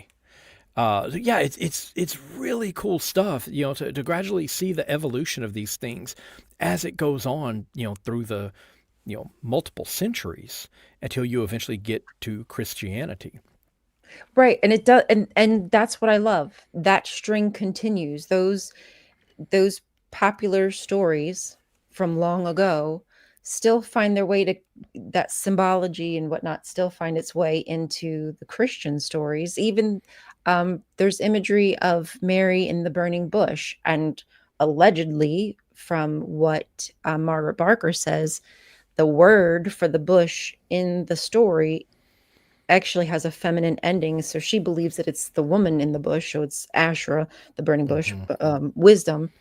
But also the palm. There's imagery of Asherah like holding a baby, nursing a baby, and the palm behind her. Mm-hmm. And what is Jesus handed? He's handed the palm from the temple or something like that, Yeah. which is like, I think it's kind of like mystery, like, oh, now you have the wisdom. So and I believe that's also carried into Mary with the palm and swaddling the baby, and those ideas just don't die. Even though you Right. try to, even though they tried so hard to erase Asherah and whatnot, it continues to resurface because it's part of the human psyche. We want Yeah. to see representation of ourselves in the divine. I mean, maybe I don't, but I think people who believe do. Yeah. Well, I mean, if they're not relatable, if you can't connect to them, then the stories aren't going to be passed along. They're not going to succeed. It's evolution. The ones that fit the best are going to reproduce. They're going to be carried on, and the details that don't work, they fall by the wayside. That's just I mean, like, no one worships Yahweh the way that Yahweh was meant to be worshipped. Like, who out there in the world has like a 2 cubit by 2 cubit by 2 cubit altar of unhewn stone, just all these raw rocks piled up, and then you go and like butcher a lamb on it? Like, who does that? Like, has anyone done that in You've got to have it. 2,500 years? Like, no one does that. Okay. Uh, by the time It's the Persian peculiar. period rolled around, they had stopped doing that. All those little hilltop shrines were being destroyed before then. They started to consolidate everything in Jerusalem before the Babylonians destroyed it all. So like Yahwism died 2,600 years ago, and a whole different Yahwism came about. And it's a Yahweh that isn't even Yahweh anymore. He's a mixture of No. all these other deities. I mean, there's bits of Marduk thrown in there, and you've got Dionysus showing up as the character of Moses. I mean, there's more written about Dionysus in the story of Exodus than any Jewish dude who failed to get a circumcision in time. Like See, I hadn't that's even not there. You know, I hadn't even realized that. yeah, I mean, the vast majority of the Moses story doesn't come from Judah.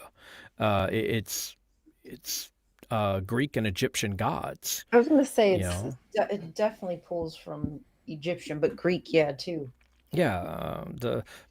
The what little comes from historical figures is actually legendary stories of other historic figures like Sargon and Hammurabi. There's a little bit of them thrown into the mix. Again, not real stories about them, but legendary stories told about them. And that's pretty much it. Everything else is, pagan mythology. And Um, Hammurabi, the Rephaim, mhm, they're a what you call it? I think tradition mhm. of divine kings, some kind of righteous man, legendary person Yeah, that is the I mean, maybe even they might have even called them a son of, but they were worshipers of that particular god El, let's say, yeah, of but at that time, I'm guessing, I don't know what god Hammurabi worshipped at that time, so who it would have been then, but the RP, the Rapayu or Raphaim, the root word is the same. So it's so cool to know that. Well, when did Hammurabi live? Is that like 2000 BCE or um, okay? 1400, 1800, something like that. I used to know. I've got so many other names and dates and Oh, I details know. rolling around in my Right. head. It's hard. Um, I But to can tell think you the that that combination to travel. my middle school locker, Oh but my God, Jason, you no, know, please get rid of that. Take that out of your I brain. can't. I can't. Uh, it's It's like the stuck in phone number you there. don't need anymore, but you know it. Yeah, and You remember I'm it. really bad because I can't forget numbers. Every locker and combination, every credit card I've ever had, the social security numbers of all seven of my brothers. Oh, you're Uh, smart, smart. if I commit a number to memory, which look, I have USPS tracking numbers in my head from like 7 years ago. Oh, Jason. Okay, if I read a number up to 20 digits more than three times, it's in my head forever. That's It incredible. never goes away. Yeah, That is, like I wish I had that talent, I Jason. wish I didn't.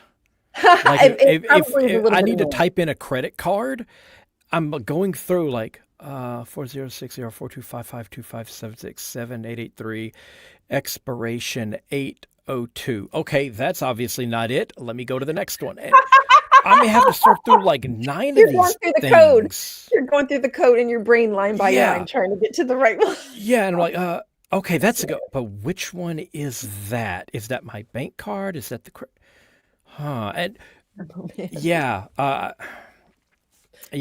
I'll run through a number and then I'm like, wait, that's too many digits. That's a FedEx tracking number. So it's stuff like that. So no, I really wish when it came to numbers, I had a regular memory. Um, 'Cause yeah, That does sound like it would be a little intrusive. I mean, it I do it that it to can some be. extent when I'm trying to like think of a phone number. I gotta go like, okay, oh, okay, nope, it's not that one. Oh, now I got it. Okay, I got it. That makes sense. Yeah. So if I had to do that through like several different, I'd be like, okay, screw it. Whatever I was doing, I'm not gonna do it anymore. I'm Yeah, done. I deliberately avoid reading long numbers. I need to like type in a credit card. I can like hand my credit card to my girlfriend. Can you put this up for me because I can't read this? So like my cards now, I don't know their numbers deliberately. Um, I avoid Interesting. reading them because if I read it twice, I could get it stuck in my head forever. So yeah, Oh my sorry. I wish gosh. I could throw them away. And Oh, then what a I'd be able to tell you superpower. when Hammurabi lived. But somewhere between like 1800 BCE to 1400 BCE, aroundish there, I think. Some random numbers are popping up in my head from like 18 something or 1480 or 17 whatever. So Yeah, I don't something like know. that. Yeah. And I think he's in that group of, you know, random numbers that I have, though he might not. He may be well outside that range, and I'm just thinking of some other useless fact that I don't need, you Talk know? about compartmentalizing, like different types of information that you have in your head, different boxes you got to like climb through. Like, okay, let me go down this hallway and open a door and see what's in that box. Eventually, I'll find that number I need. Yeah, yeah. It's like when you move to a bunch of different places over the years and you've got like these like Or 6 boxes you've never unpacked. They came with you from your mom's house, and you're like, what's in that? And then you're like, oh, it's that thing I needed yesterday. It's sort of like that. yeah, it finally decided to pop its ugly head up. Yeah, yeah. Um, I'm just Well, unable to throw those boxes out. well, Jason, with all those boxes, all those boxes that you have in your head, we'll probably wrap up here because we've been going for an hour and 40. But Oh, I wow. would love for you to close us out with, I don't know, maybe one of your favorite things about the sons of God, or even if it's one of your favorite stories in the Bible that kind of led you down this trail to want to do all this research. Take us out with something fun, something about you. Oh, details about like it's like some kind of corporate party icebreaker. Tell us a little bit about you. Tell us a fun I got detail. 20 questions. Um, yeah. Okay. S- Um, Not to put you on the spot or anything like that. no, no, no, never. Um, I think one is the whole way that Shamash, uh, this Near Eastern sun god, got he was basically given a biography and retold as the hero Samson, who was one of my favorite Bible characters, Me and I was too. like, oh, you got this dude, and he gets like superpowers if he gets long hair. And now I'm like, Delilah went at me with a straight razor, and now I'm screwed. Uh, so I gotta like get me a wig so I can go and beat up a temple or something. But he's got all these cool stories of it. Like he goes and as the sun god, he like fries the oh, it just did it again. I bumped. Okay, yes, I bumped that particular chord and I got that little flicker on my screen. Okay, Now you know. okay, mystery solved. But no, so he does this typical sun god thing where he goes and he scorches the fields of his enemies. Now, of course, he does this really cruel way by like getting a bunch of foxes and he ties torches to their tails and he sets them loose and they run around. Oh, is that what he did? Yeah, but it's like that wouldn't work. You would just like take a torch and throw it in the field. You know, Yeah, why wouldn't you? um, Yeah, why wouldn't you just do that? yeah, like don't be an idiot. Uh, but it's like this weird Warner Brothers cartoon or something. I expect like a coyote to be involved in this somehow. Um, and so he does this, or he does this thing where there are these people who are like trying to get him. And so he sneaks over and he picks up the gate where they're hiding and he carries it all the way out the city and he like puts it up on the top of this hill before the sun comes up. And it's actually a retelling of the story about, how basically you would have these upstanding stones, kind of like Stonehenge, up on a hilltop, and the sun would rise, and you'd be able to see the sun through the gap in these stones on a particular day of the year. And that's what they're talking about here. And then, of course, he has this descent, which is symbolic of the sun, during winter going down and, staying down for longer and longer each night. And then finally, he rises triumphant and defeats the moon and the night and the darkness as the rays of light of the sun, his hair grows back, and the sun returns and destroys the forces of chaos. And just seeing how this sun god is gradually turned into this folk hero, and is essentially euhemerized. He just becomes a person now as he's demythologized. Right. And once you understand this process and what they're doing and how they're doing it, then when you look at, you know, Abraham and Isaac, this moon god and sun god, and how one kind of usurps another, and you you kind of think, oh, now these stories start to make sense. I think it's most clear in the Samson story, but you start seeing it over and over again.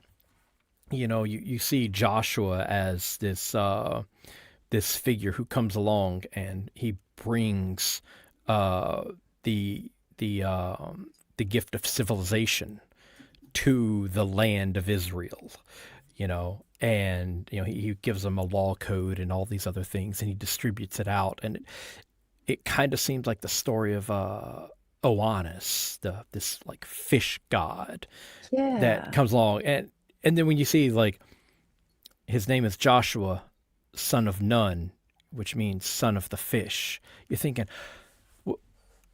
was this a fish god in Hmm. ancient time? Was this that story about this god that comes up out of the sea? And he distributes learning and writing and civilization to these people, and Oh, then they kind of right. organize and form into cities and stuff like that. Is that where this story came from? And it just kind of makes you wonder, like, where were these stories during that dark period after the Bronze Age collapse when writing kind of died? Yeah. And, before all of these things came back, before people started to write again, uh, what happened? What happened to all of those gods? And why is it that in the period after all of that, we don't have all these gods? Instead, we have all these folk heroes who kind of look like some of those gods. They kind of have Yeah. those How many stories. of And so them? I would love to know what happened between like 1177 BCE and 700 BCE. Like in that period right there, So, what happened? And unfortunately, we just don't have the writing, so we will probably just never know. but a lot of characters I think were done similarly, demythologized, and uh, we likely will never know. But Samson was one of my favorites too when I was younger. I was like, oh, how dare she cut his hair? I would never do that. And I thought that when we got into paradise, that hopefully Samson would marry me. I was going to be his wife in the resurrection, but I guess that's not going to happen. There's a cool riddle about Samson, and I think it has also something to do with the sun as well, which kind of ties in together with him possibly being just a demythologized sun god, Shamash. Um, so you can't help but want to wonder: are there other people in the Hebrew scriptures, or actually, or even not even just the Hebrew scriptures, even the New Testament, who who were actually gods, and they were maybe so beloved they couldn't just get rid of them. They had to find a way to keep the story, but just still keep them under Yahweh. He's still the higher up. Now this God is a human serving him. So we get to keep him, but now he's in servant, to the I guess the higher God. or more popular, maybe I should say, instead of higher god, just the one who won out, really. Cool echoes of the past. I just am so enamored with that. Yeah. Oh, there's a question here from looks like What was Adrian Belgrave asking if I am a scholar of something. it? No, I am a guy who barely passed high school, went on to become a truck driver, and somewhere along the way never shut up about the Bible. That's who I am. Uh, it's just my special interest and one of my many hobbies. It makes you wonder, does it go back and forth? Were people, what apotheosis, like did they become gods, or, Hmm. vice versa? Gods just become more human. Probably both ways. Yeah, yeah. That was a whole thing under Euhemerus, where essentially he would take various gods during the Roman period, and he would pretend that they had originally been like legendary kings. And it's like, oh, like Jupiter or Uranus or somebody. They start off. They're this. He was originally this king, and then he did this, and then he did this, and then he became a god.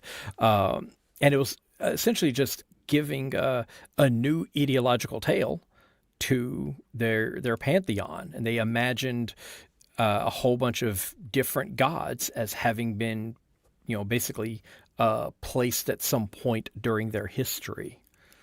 And Mhm. this, I think, was around the third century BCE, fourth century, somewhere around there. Um, and so, yeah, it was actually really popular for a few hundred years. Everybody was doing it. They were taking God like Everybody Baal was doing it. was Euhemerized.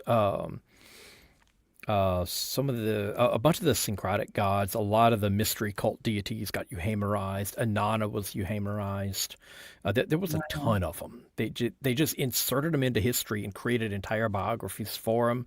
A lot of times they were interacting with different, with different historical figures. They had some beef with this particular king or whatever, and that got them in trouble or what have you. That happened a lot. But of course, you had the opposite happen where people would do things and then would become basically become deities.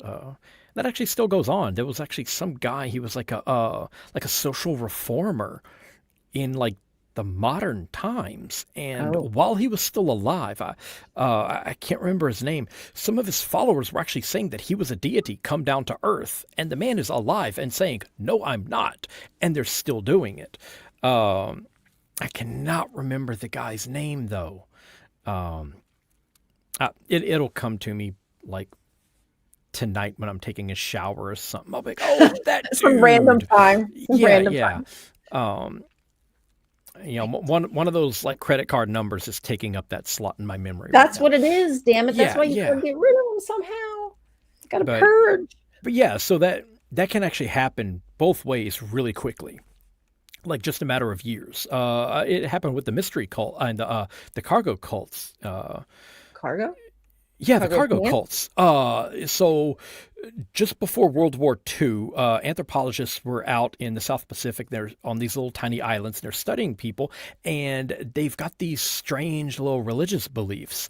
And then they come back a couple decades later because their studies were kind of interrupted by World War II. And so they come back a few decades later, and their religion has transformed. And their religious ideas now have been given a fictive founder. And they're like, oh, yeah, we still carry on the same religious beliefs. And it came from this guy. And he was like from the Navy. And he was a god. His name is like John Frum or like Prince Charles. And like they would have these people. And it was like the names of sailors and stuff. But they were like their messiah. And they're talking about these beliefs that they had before the war. Hmm. Only now they're saying that the beliefs came to them during the war from this one guy who was a god. And that if you basically dressed in these uniforms and carried fake rifles and marched around on a runway, then these giant things in the sky would come and deliver cargo. And it was airdropped supplies that were being delivered to the soldiers. And they've been doing this ever since. Some of them worship Jesus. Oh dear. And Jesus is going to bring them like crates of goods.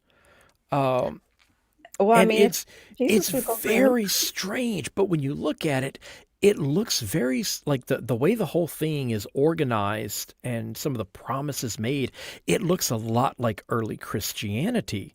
And the studying of it gives us an idea of, because like anthropologists were there, and then like 20 years later, they were back. And in that short amount of time, this thing evolved rapidly and had this whole new origin story attached to it and pretended to be far more ancient than it was. Oh, I've heard of And so, that. like, it literally happened like during the lives of these people. And they're like, oh, no, no, no, no. Like, we've always believed this. And it's like, dude, I talked to you like 15 years ago and you didn't believe this. Like, yeah, so it can change and grow and evolve that rapidly, like in just a matter of years. Um, like a guy named John Frum, which was probably like, I'm John from the United States. Uh, Uh, like, because they actually went back and like looked for, enlistment records and stuff and looked at the names of the people who were stationed on that island. And there were lots of Johns, but no one named John Frum. So they're like, it's probably like John from someplace. And so, yeah, like just that fast, they became attached to this idea that these people were wow. gods and stuff. And so, like, some random guy named John from Cincinnati is now being worshipped in some little island in the South Oh Pacific. man, that's Uh, crazy. It reminds me of the Stargate. It kind of reminds me of the SG-1 mhm. and how these aliens basically pretended to be these gods. And I mean, people were Yeah. none the wiser, really. No, no, And no different. Adrian, I believe it's spelled Fromme. Oh, I believe that's how they spell it. But yeah, the working theory is that it was probably just some guy who was like, "Look, I am John from Ohio or whatever," and they just thought his name was John Frum. And then later they learned how to spell things in English and like, okay, Fromme. Maybe that's his name. ta- that's too Yeah, funny. That's just so and funny. they're still waiting for him to come back and deliver a bunch of supplies and stuff. And if they carry on with their little military parades and stuff like that, then maybe it'll happen. And anthropologists actually asked, like, it's been all these decades and John Frum still hasn't shown up. And they're like, well, you're still waiting for Jesus. And that kind of like shut down the discussion. Like, come on, you know, like You some of aren't our wrong. people are, some of our generation still hasn't passed away, and yours all died 2,000 years ago, and he still hadn't shown up. So, You can judge me 2,000 years from now. yeah. How about that? How about them So, apples? Well, Jason, this has been such an enlightening conversation. I hope that we can do it again. I would love to do this again, either pick the same topic or maybe something very specific or whatever. I would love to get into it with you since you're so knowledgeable and we both are just we enjoy the Bible because it's it's cool stories. It's cool yeah. stories. Nothing more, nothing less. And it wasn't born out of a vacuum. There was a lot of inspiration there. Just like anybody today writing a story, you're going to draw from what you see and things that you know. Similarly, many of these stories in the Bible were born the same way, not necessarily because you know, not at all because God talked to them, I think, but because they were just inspired by maybe what they saw in nature or maybe a storm was rolling Yeah. through or maybe lava was spewing out of a mountain and they decided to write some stuff down. Yeah. It's Or cool. as Ezekiel did, fasted for, weeks on end and then sat in a field and ate a bunch of flowers in a place where poppies grow natively. So He wanted to see God, honey. yeah, yeah. They Don't they judge. had We know from Tel Arad that they were hotboxing the Holy of Holies. Like the Yes. layer of cannabis smoke was thick. That they had help to see God. Some of these visions, there's a reason why Yahweh always shows up in a cloud of smoke. That's how you knew he was in the Holy of Holies.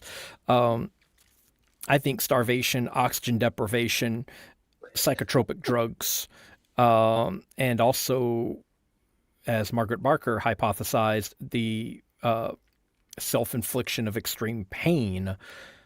Those Mm, things have all been used throughout history to contact the spirit world. And there's evidence that the Israelites did all of them. So, yeah, they saw God. He just came, from hallucinations, from what people wanted to see. They had dream. various methods, which their neighbors did the same thing.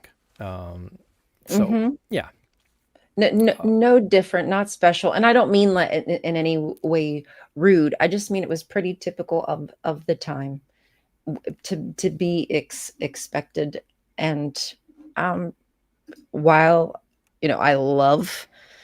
I love all the mythology, I'm not going to be waking up tomorrow and believing in it. I'm yeah, just I just find it interesting conversation and yeah. nothing more. It's hard to find a single story in the Bible that can't be traced back to an earlier story that those people knew from the same region. So yeah, and actually, starting later this month, I'll be going into the Gospel of Mark, which is where we get Yes. it's Tell the us about what you're ground doing. zero for our biographical information of Jesus. Because the earlier writings, like Paul, doesn't know anything about any of that. He doesn't know anything about Jesus' teachings, his Mm-mm. ministry in Galilee, his parents. Paul's letters do Birth not mention his family, nothing at all. Um, wasn't important to him. he talks about like his he's there for like salvation and things like that, and that's it. All the other stuff that comes from Mark, only it's not like some kind of oral history or something that was passed down. um Mark doesn't know anything about the geography, the customs, the laws. He's kind of ignorant on all that, and his information for Jesus comes from the Qumran scrolls, which don't mention Jesus, the writings of Homer, which don't mention Jesus, Mhm. a lot of the Old Testament, and the book of Enoch. Um, like every bit of Mark is traceable to earlier stories that he like not only was inspired by, but actually there are instances where he's copying things almost verbatim from these older sources. Yeah. And he does a fantastic job crafting an entire biography of Jesus. So if there was this guy who was teaching all of these things, nobody recorded anything about him. Other people decades later come in and say, well, I guess they forgot all the stuff about him, but that's okay because, like the people in the Old Testament did when their temple was destroyed the first time around, now that it got destroyed again, we'll create a new history with new founders and whole new stories. So that's what's coming up, a pretty much line by line breakdown of the Gospel of Mark and where the story likely came from. Oh, that's going to be fun. So y'all make sure that you wait before I even say it. I'm going to pop your link here into the chat if I can get it really quick. That way y'all go follow Jason. Here we go. I got it. And check out what he has to say about Mark. I mean, he's got so many. I just listened to the recent one, Daniel, that you suggested to me a couple weeks ago. I just listened to that like a week or two ago. But you can find it on YouTube, spot anywhere you can find podcast, right? Is where they Yes, can listen to you. look, get any it usually takes me a little bit to get all the stuff ported over to YouTube, but if you grab any podcast app, Apple Podcast, Google Podcast, Stitcher, Spreaker, Spotify, whatever, and just search Dragons in Genesis and look for the big orange logo that has a silhouette of Godzilla attacking Jerusalem, that's me. It's easy to That's find. it. Uh, and one more quick thing before we go. There's a Please. really cool thing. I believe it's in Daniel 10, maybe. There's a scene in Daniel where uh, Michael, the archangel, comes running in. He's out of breath because he has been fighting the patron god of Persia, and he's out of breath because he's been doing combat with Persia, with It's hard work. the patron god of Persia all day. And so this idea that every nation had its own god, um, and that the biblical authors believed that these gods existed is present in a thing as late as Daniel, because Daniel was written around the year 160. Yeah, Daniel's late, man. Yeah, yeah. Um, Daniel's a very late addition, and that's one of the ones that makes it. They try to make it sound like it's from. I don't know what century is it? They try. Is it sixth, yeah, fifth? it's supposedly written during the Babylonian exile, Okay, yeah, but it is not. It is much, much, much later, yes, yes. like 160s. It's during the Hasmonean period. Um, So yeah, and they get the history and everything all wrong, and even tries to make some predictions about the future, and it gets those wrong. So you can actually pin down the authorship of it to within about an 18-month period, because he talks about some Damn. recent events and gets them really right, and then Right. talks about some stuff that happens right after that, and it's completely wrong. So it's like, okay, the author wrote after these things happened, Before and that, right after. It yeah. talks about like the death of Antiochus the Fourth Epiphanes, and that is not how he died. That's not where he went. Like it's like, oh, and he went to this place and he did this and he did this, and it's like, but he didn't. Uh-uh. So it's like, okay, we know when this was written down to within a couple of years. I think some scholars have claimed they can pinpoint it to within about a 6 to 9 month period, Damn. because Isn't it and so it's like cool? we can't do that with like pretty much no other book can we do that with. Like even stuff like our gospels. It's like, okay, after this year, but before this year. Like the Gospel of Mark, there's about a 50 or 60 year period it could have been written in. Because it, Mm. it mentions some after the year 70, and then it's quoted by some dude like 60 or 70 years later. So somewhere in there. And that's the best we can really do. We can argue it was here or there, but there's always some trait that argues against it. So, yeah. Yes, yes. I argue against everything, especially if it's consensus when it comes to.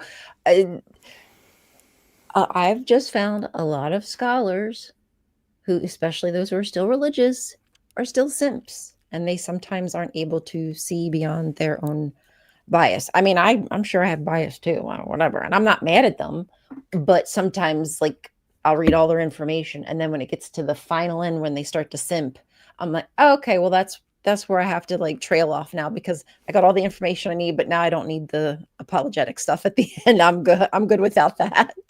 I don't need that. Yeah. Oh, and Adrian, the epistles of James, John, Peter, and 6 of the Pauline epistles are all forgeries. Ooh, And that's scholarly consensus and has been for quite some time, yeah. including the Pauline epistle that warns against Pauline forgeries. I don't remember like Second Thessalonians, one of them is like, oh, beware about these forgeries of Paul, and it's like, yeah, but you're the forgery. Right. Yeah, Well, no wonder. No wonder that because every accusation is a confession. It's yeah, yeah, projection. yeah, yeah, Oh, those forgers, you got um, to be careful. Meanwhile, they're the ones doing it. yeah, Oh and my and gosh. even the authentic letters have been heavily redacted. Corinthians, first and second, is made up of 4 or 5 different letters that are all out of order, and Interpolations that have been included that shouldn't have yeah, been. Yep. yeah, Yeah. yeah, There's a lot happening there. And pretty much Paul is the one responsible in ways for keeping this damn tradition alive, you bastard. So it's yeah, kind of important that we know what truly is his and isn't. yeah. The thing where he says that women should not speak contradicts the thing in Romans where he's like, "Oh yeah, Yeah. and you should really respect, this particular lady who is foremost among the apostles."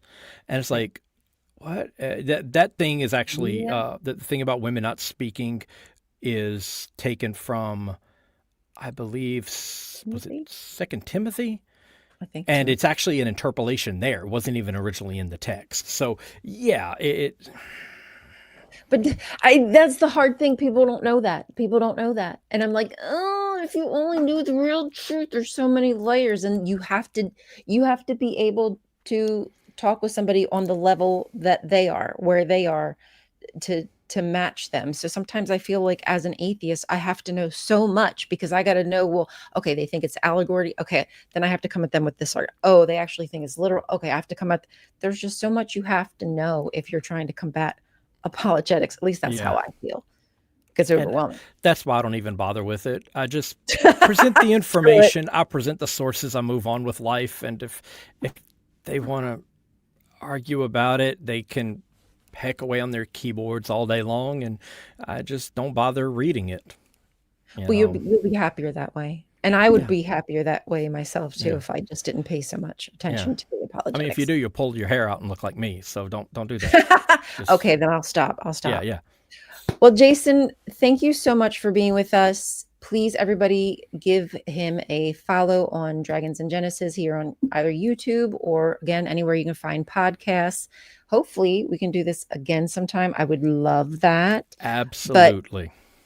you have been a gem, and your excitement gets me excited because I love to talk to people who get it, who geek out the way that I geek out when I found out these little tidbits and little gems and stuff like that. So, thank you for being here and geeking out with me on the Bible. It was You're amazing. welcome.